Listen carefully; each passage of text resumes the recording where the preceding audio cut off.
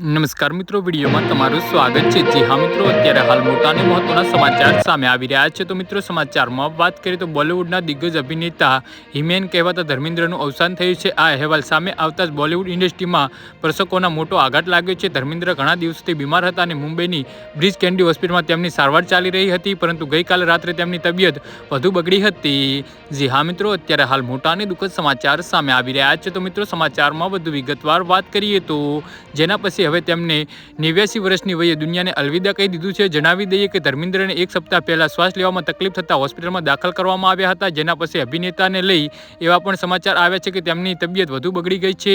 વળી ગઈકાલે રાત્રે ધર્મેન્દ્રને મળવા તેમના આખો પરિવાર પુત્રી સની દેઓલ અને હેમા માલિની સુધીની પહોંચ્યો હતો। તે સિવાય સલમાન ખાન, શાહરૂખ ખાન, ગોવિંદા, અમીષા પટેલ સહિત ઘણા સ્ટાર પણ આ દિગ્ગજ અભિનેતાને મળવા પહોંચ્યા હતા।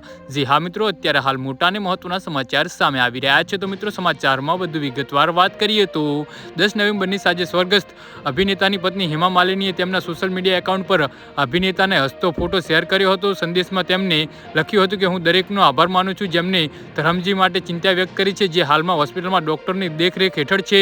તેમની નજીકથી દેખરેખ કરવામાં આવી રહી છે। અમે બધા તેમની સાથે છીએ। હું દરેકને તેમના ઝડપથી સ્વસ્થ થવા માટે પ્રાર્થના કરું છું। જી હા મિત્રો, તો આના વિશે તમારું શું કહેવું છે તો નીચે મારી કમેન્ટ બોક્સમાં જરૂરથી જણાવજો। ધન્યવાદ।